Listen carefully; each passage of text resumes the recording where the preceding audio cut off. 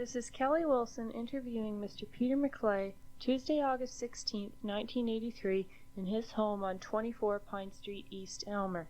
The tape will deal with his reminiscences of his grandfather, Dr. Peter McLay, and father, Dr. Homer McLay, both Aylmer physicians. All right, Mr. McLay, I'd like to ask you first a few questions about your grandfather. Could you give me his full name and where and when he was born? Yes, it was Peter Walker McMurrich McLay, born in Glasgow, Scotland in 1845. Now, when did he come to Canada? As a young man or as a child? He was about 9 or 10 years old. He came with his father and mother and brothers and sisters. And where did he settle? West Elgin. Did he obtain his public school education in this area? Yes, at the country school up around Shedden. And where did he go to high school? Well, they called it a grammar school in those days in St. Thomas. And then which university would he have attended? Well, from what we read about Granddad, he went to a medical school of some sort in New York City in around 1866, but he went to Victoria College in Toronto, where he got his MD. Mm-hmm. And did he immediately come back to Aylmer to set up a practice? Yes, in 1870. 1870. Now, where would his offices have been? It's on John Street South, just north of the Baptist Parsonage. Mm-hmm. The building is no longer there where the office was, but the Baptist Parsonage, as we know it, was the home that he built for his family shortly after coming here. I see. Now, did he stay in those offices the entire time that he was a physician here? Yes. Now, did he have a very large practice? I guess he did. Of course, it's before my time, but I have heard that he had a large practice and was quite busy. Country doctors at this time would have gone out on house calls, would they not? And if so, did they have boundaries? Did he have certain boundaries where he would have traveled to and from? Well, they didn't have they didn't have boundaries. They were limited by methods of travel. Mm-hmm. Yes, I think all the doctors made a great many house calls in those days because all sick people were in their homes. They couldn't easily get to the doctor's office, so the doctor went to them. And I don't know really how far he would travel. Of course, it was by horse and buggy or by train or whatever means they could get back and forth. But I can only assume that he would go possibly halfway to St. Thomas and halfway to Tillsonburg and down as far as Lake Erie. Mm-hmm. Would he have had a specific round that he would have followed every day? Like on his I doubt that very much. I imagine you simply tended to those who you knew needed your attention. Of course, there was always somebody running for the doctor in a hurry. Mm-hmm. And I doubt if you could plan your day very much. When he was traveling in the winter, would he have traveled by cutter then? Yes. And he would actually take the train sometimes? Yes, I've heard of him taking the train to go to St. Thomas or the little places northeast of here, like Corinth and places like that. He'd maybe go to Springfield and get on the train and drive a few miles. You know, to say that the roads were blocked with snow or something. Maybe the trains were getting through. I see. Now, were there hospitals at the time when he was practicing? None in St. Thomas. None in St. Thomas. No, and I doubt if he used London Hospital. So he probably would have operated right in the homes of those who were sick then. Oh, yeah. And where would he operate? On a table. On a table? Mm-hmm. What kind of anesthetic would he have used? I can't tell you really whether chloroform came in during his time or not. That's something that somebody else would have to answer for you. Chloroform chloroform was one of the early forms of anesthesia, and I think it started to be used during his practice. I see. Do you recall any interesting cases that your grandfather might have been involved in, or epidemics, things of this nature? One of the worst epidemics that's recorded is the smallpox, which hit this part of the country during his practice here. The doctors tended to not treat people with smallpox because there was no treatment. They were afraid they'd get it themselves. Some of them did get it. But from what we read in the local histories, Granddad did treat with some success, and even to the point that when the same disease hit the village of Fingal west of here, after it had settled down around here, he was called up there, and he and his wife went up, he and my grandmother went up and stayed right in the village for weeks and treated those patients. Where other doctors wouldn't have stepped in. I don't know what the story was there. Okay, now, he married an Aylmer girl, did he not? Could you tell me who she was? Yeah, she was Polly Davis from north of Orwell.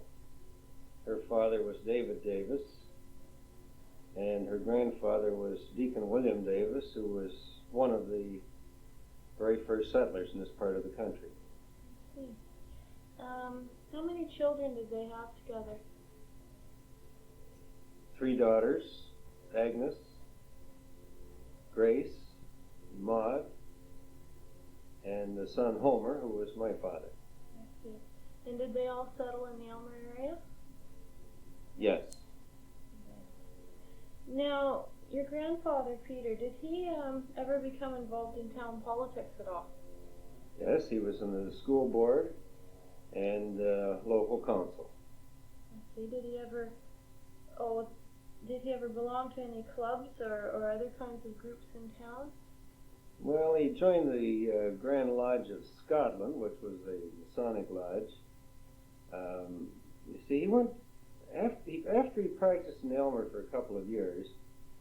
He went back to Scotland and went to a medical school in Edinburgh, and then in Glasgow, another medical school, and graduated from each of those schools with surgical and obstetrical specialty degrees.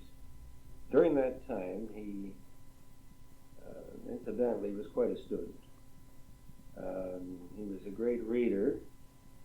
He met Longfellow, Bryant.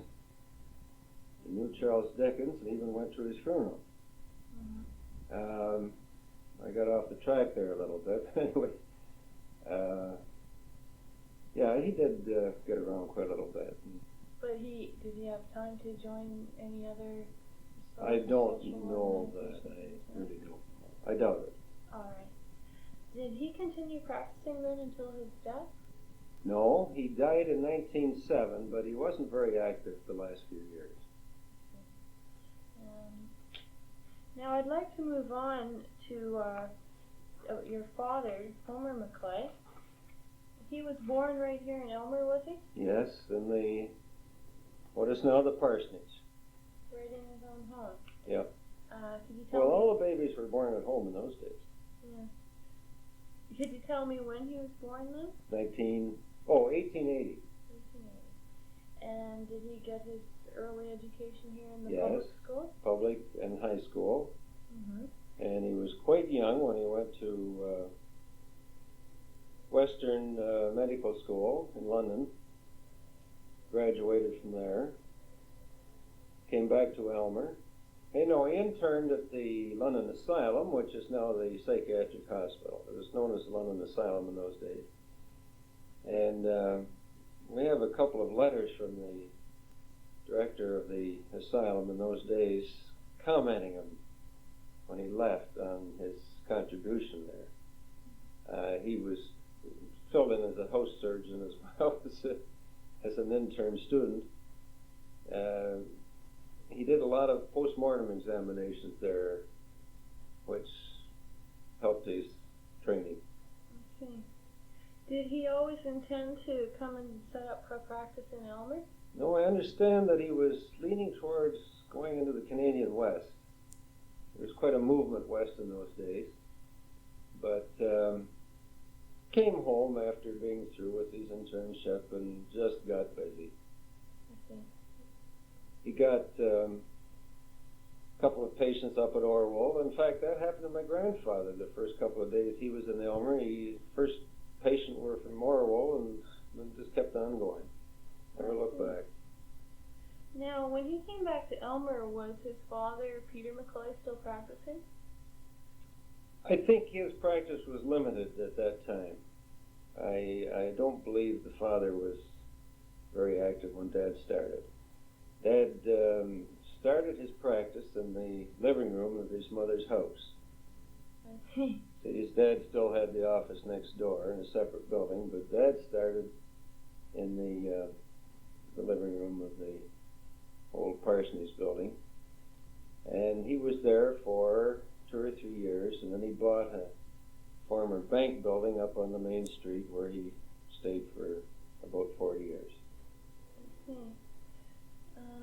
When Homer McLay was practicing, there were of course cars by this time. Did he have the car? He practiced for quite a long time with a horse only. Oh, really? Yeah. He got his first car after he'd been practicing for, I would say, 6 or 7 years. In fact, the first car was a 1911 Hupmobile. And that would be good once the muddy roads dried up in the late spring. You'd use your car until snow came. Mm-hmm. And then, of course, they still had the horses, and you'd haul the cutter out and use the cutter. Now, the cutter was used until about 1925. And then, somewhere or other, they got by with the car in the winter, too. Mm-hmm. Even then, the roads weren't very good in the winter, but they seemed to make it. I might tell you, too, about the winter of 1924, or around in there. 24, 25 was the first year my dad was married. He married Kathleen Lashbrook from London. I'll tell you more about that later. But, you see, he practiced for almost 20 years as a bachelor. And his first Christmas of being married, he had to go on a baby case down around the village of Richmond. Took my mother along in the cutter. And she stayed in the cutter all wrapped up in buffalo robes while he tended this woman. After the baby came, the family was very happy and had Christmas dinner already and asked Dad to stay for dinner, which he did. But they didn't know my mother was in the cutter. And that's a little story that's kicked around the family ever since, because Mom never did let him forget about that. I don't blame her. And that was her very first Christmas. Her first Christmas in Aylmer. Could you tell me, I understand your father would sometimes pick up men in town to do his driving for him. Yeah. The fellows around still remember him as liking to have a driver, and the young fellows would be on the street, as young fellows are, and he'd take off any time of the day or night, and he'd always pick somebody up to drive, and then he could have a little snooze while they were driving, and I had some company for him too. Mm-hmm. But that's understandable, because they made trips out into the country when nobody else would go, when the weather was bad, and middle of the night and everything, so it paid to have 1 or 2 strong young boys with you, mm-hmm. in case they had to push or dig. Yeah, that would be the case sometimes. When he was practicing then, was the St. Thomas Hospital built at that point? Yes. So would he still have made as many house calls while the hospital was Oh, yes, built? yes. You see, up until the coming of OHIP, your hospitalization in the province of Ontario, there wasn't as much hospitalization of patients as there is now. That's not really too long ago. No. But certainly during my dad's practice, there was still an awful lot of people stayed in their own home during a sickness, and they were looked after by their members of the family, by practical nurses who were good people, good women in the neighborhood that were very efficient. And of course the doctor would keep an eye on them and make calls as required.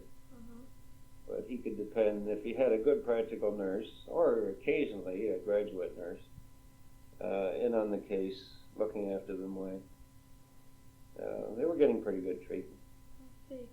Then would he have been known to have operated right in the home as well? Yes, Dad got in on a bit of that. He tended to call in a surgeon from London in emergencies of that type. And there were quite a few cases where, during Dad's practice, where there were operations done in the home. Now, Dr. Miller, who was my dad's partner, still has a little portable operating table that Dad used to take out in the country if he knew there was going to be any major surgery. And it's really quite a unique little table to think the little metal table would be portable, and it was an operating table. It's still over in the office. He would arrange, now possibly another Aylmer doctor would give the anesthetic. Dad might assist at the operation. He would certainly be there. Yes, he would assist. But he seemed to like to have as good a surgeon as he could get. So sometimes he might call in people from London or... Usually London. Now, do you ever remember him being called away in the night quite often, or... Well, that's all I ever knew as a kid. Really? Yes, the phone never stopped. Yes, he would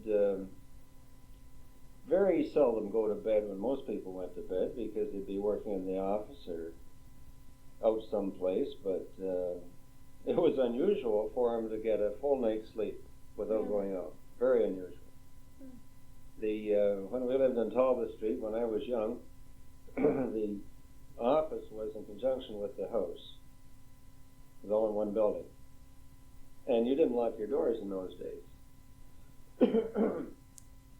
And there were times that people would come in to the office, and they knew where the door into the house, the residential part, was, and they'd come through and holler up the back stairs for my dad to get up. Something was wrong. Mother was sick, or somebody got kicked by a horse, or whatever, you know. And then, of course, the other calls came in by phone, and yes, it was a very irregular type of life. I see. And he loved it. Did he have any particular type of schedule that he would have kept then, like office hours in the morning or whatnot? That's a very difficult question to answer, because any of his patients would tell you that you didn't know what to expect. You wouldn't know when he was going to be in the office or when he would answer the call to their home. But I think the answer to that is that there again, something like his father, there would be a certain amount of work that had to be done where people were seriously sick, possibly house calls, so maybe he'd see some of them in the morning. He'd get caught in the office. He always felt he'd get caught in the office if somebody nailed him when he was on his way out, you know. He'd be there, well then he'd get busy, he'd be there for several hours, and when he could escape, he'd rush out and make some calls, you see. I think people generally expected to find him there sometime during the afternoon and evening. He had evening hours every night. And I can remember people, Sundays, they'd start coming in about 10 in the morning, and of course, not being locked, they'd be sitting there, you see. So that it just went on like that all the time. He must have put in more than 10 or 11 hours a day. Oh yeah, he worked all the time. That's why he slept when somebody was driving him on his calls, you know. Did he ever take vacations? Not very often. when he got married, they went away for a couple of months to Florida. And that was really the only vacation he ever took during his active practicing years. I see. Now, I'd like to talk a little bit about his marriage to Kathleen. Could you tell me how he met her and when they were married? Yes, the meeting was quite a story. J.P. Coyle was the superintendent of the Carnation plant in Aylmer. He was quite a well-known fellow here. He was stricken with an appendix. It was acute. Dad arranged for the two Dr. Williams to come from London. Now, Dr. Billy Williams was the surgeon. His brother, Dr. Hugh, was the anesthesiist. They were pretty well equipped. They were a well-equipped team, and they came with a nurse. In this case, it was Kathleen Lashbrook, who was my mother. It was her first case outside of London. She graduated from St. Joseph's Hospital in 1920. She said that when she, in very short notice, she got ready to come to Aylmer in an emergency. She didn't know where Aylmer was. The Stevensons drove down in an open touring car. She thought she was going to the end of the earth. And they operated on Mr. Coyle in his own home. And that's the first time she ever met my father. And Mr. Coyle, the appendix ruptured. And he was a very, very sick man. She stayed on 24-hour duty to nurse him. She was considered a very good nurse. And incidentally, a nurse in those days stayed right in the home. They slept in the same room as the patient. They were in charge of his meals, cleaning his room. Very often, although I don't think this happened in the Coyle family, but very often you had to do the washing too. And even get the meals yourself. So it was a pretty busy schedule. And one day after the patient was showing signs of improving, Mrs. Coyle suggested that the doctor take the nurse for a ride in the country. And that was the start of it. Really? Yeah. And Dad had a flat tire and she changed the tire. That's true. He said, or he thought, any woman that could change a tire in those darn cars, why, you better hang on to her. So he did. And when were they married? 1924. Okay. Where did the family first settle in then?